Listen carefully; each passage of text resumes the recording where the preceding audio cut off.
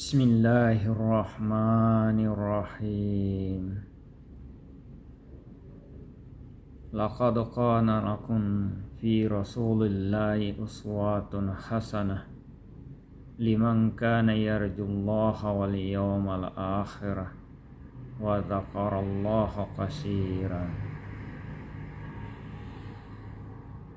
Sungguh telah ada pada diri Rasulullah itu suri teladan yang baik bagimu, yaitu bagi orang yang mengharap rahmat Allah dan kedatangan hari kiamat, dan yang banyak mengingat Allah. Quran Surat Al-Ahzab ayat 21. Assalamualaikum warahmatullahi wabarakatuh. Alhamdulillahirrabbilalamin. Allahumma salli ala sayyidina Muhammad wa ala ali sayyidina Muhammad. Kaum muslimin, kita mengikuti kembali pembacaan hadis Rasulullah dari buku Budi Luhur Tauladan karangan Bapak Abdullah Asy-Syaribiyah. Kita masuk ke nomor 40 dari buku ini, itu terkait 41 ya, bab 1, terkait menjaga kehormatan diri.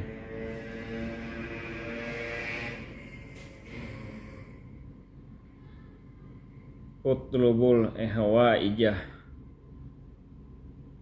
bi izzatil nafsi fa innal umurun najri bil maqadirin.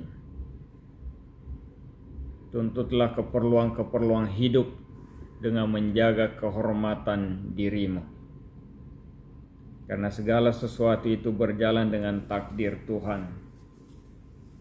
Ya, keperluan hidup kita kejar, kebutuhan hidup kita kejar, tapi tentu kita harus tetap menjaga kehormatan diri, harga diri.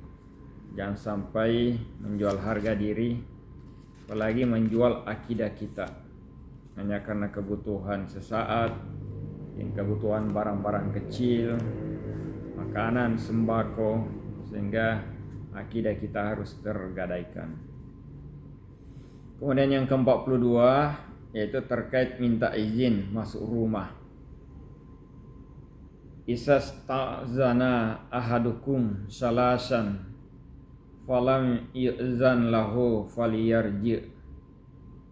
Apabila salah seorang dari kamu sudah 3 kali minta izin masuk rumah, tapi tuan rumah tidak menyahut atau tidak diberi izin, maka hendaknya pulang saja.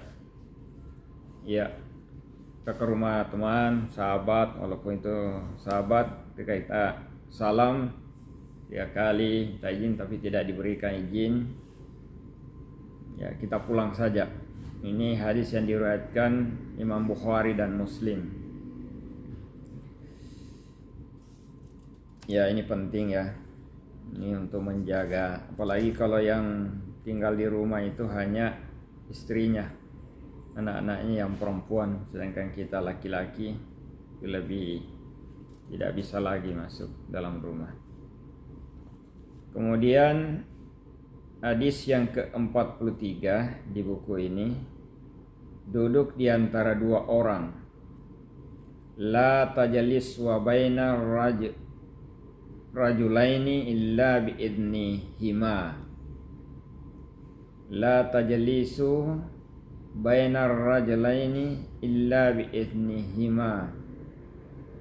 Janganlah kamu duduk di antara 2 orang kecuali dengan seizin keduanya. Ya, masuk dalam rumah harus izin, duduk di antara 2 orang yang duduk juga harus izin. Ini hadis riwayat Imam Abu Daud. Kemudian yang ke-44 terkait berbisik. Bisik-bisik.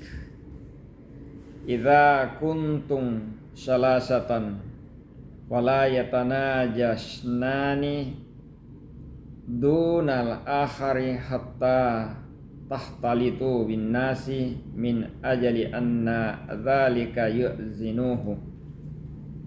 Jika kamu sedang bertiga, makalah janganlah kamu berbisik berduaan saja tanpa ikut sertanya kawanmu yang ketiga, kecuali jika kamu sedang berada di tengah-tengah orang banyak, karena perbuatan yang demikian itu sangat menyedihkan hatinya. Ya, dilarang berbisik-bisik. Kalau istilah di Sulawesi Utara pada umumnya Carlota, membicarakan hal-hal yang tidak baik. Tetapi ini kalau bertiga orang, tidak boleh berbisik-bisik ketika ada teman satu duduk di sebelah, karena itu bisa menyinggung perasaannya. Hadis riwayat Imam Bukhari dan Imam Muslim. Kemudian yang ke-45 ini hadis tentang kalau bersin. Idza atasa ahadukum falyadau kaffaihi ala wajhihi waliyukhfid sautahu. Apabila bersin seseorang dari kamu, maka hendaklah dia meletakkan tangannya di mukanya dan merendahkan suaranya.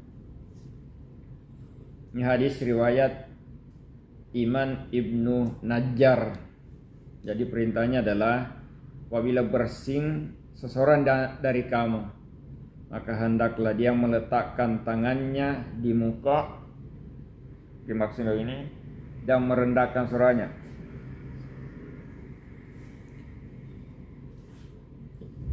Kemudian yang ke-46, minta izin pulang. Idza zara ahadakum ahahu fajalasa indahu fala yakumanna hatta yasna zinahu. Apabila berziarah seseorang dari kamu kepada saudaranya, lalu duduk bersamanya, maka janganlah dia meninggalkan tempat itu kecuali sudah minta izin pulang. Ini hadis riwayat Adi dan Dailami.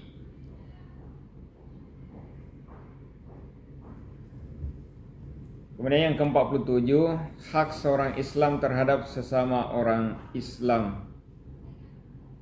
Hakul muslimin alal muslimin situ. Idza laqitahu fasallim alaihi wa idza da'aka fa'ajibhu wa idza stansahaka fa'ansahhu wa idza atasa wa hamidallaha fashammithu wa idza marida fa'udhu wa idza mata fattabi'hu. Hak seorang muslim terhadap orang muslim lainnya adalah 6. 1. Bila kamu menjumpainya, berilah dia salam. 2. Bila dia mengundang kamu, datangilah. 3. Bila dia minta nasihat kepada kamu, berilah nasihat. 4. Bila dia bersin dengan diiring ucapan Alhamdulillah, maka sambutlah dengan ucapan Yarhakumullah. 5. Bila dia sakit, tengokilah. Dan 6. Bila dia meninggal dunia, antarkanlah jenazahnya sampai ke kubur.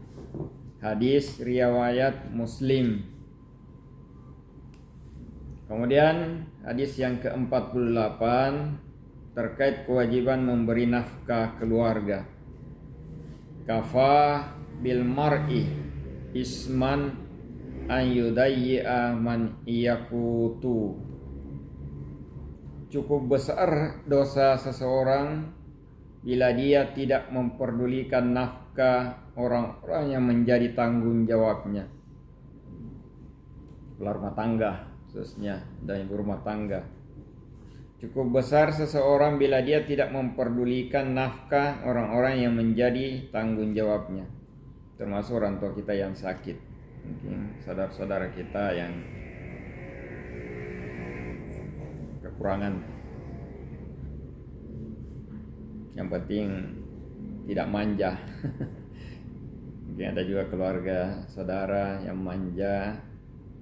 Nah, itu juga mungkin. Tapi ini orang-orang yang betul-betul tidak mampu lagi. Kemudian yang ke-49 yang mencari nafkah. Isa sallab tuhul fajr fala tanamu an talabi rizqikum. Apabila kamu selesai sholat subuh, maka janganlah tidur sampai tidak mencari rezekimu. Perintah harus berusaha, ikhtiar, istiqomah dalam mencari rezeki dan usaha. Ini hadis riwayat Imam Tabrani. Kemudian yang terakhir di pertemuan kita ini adalah terkait makan dari hasil usaha sendiri. Ma akala ahadun ta'amang katung khairan min an yakula min amali yadihi wa inna nabiyallahi Daud alaihi salam kana yakulu min amali yadihi. Tidak ada yang lebih baik daripada makan dari hasil usaha sendiri. Demikianlah Nabi Daud alaihissalam pun makan dari hasil tangannya sendiri. Ini hadis dari riwayat Imam Bukhari. Ya, demikian kaum muslimin, saudara-saudaraku yang dirahmati Allah, 10 hadis 41 sampai 50 yang kita sudah bacakan. Insyaallah mudah-mudahan ada manfaat dan ada berkahnya bagi kita semua, dan kita mendapatkan rahmat pahala dari hasil mendengarkan, memahami, mentadabburi, dan tentu menjalankan hadis-hadis tersebut. Insyaallah demikian. Mohon maaf kalau ada yang kurang. Wallahul musta'an. Billahi taufik wal hidayah. Assalamualaikum warahmatullahi wabarakatuh.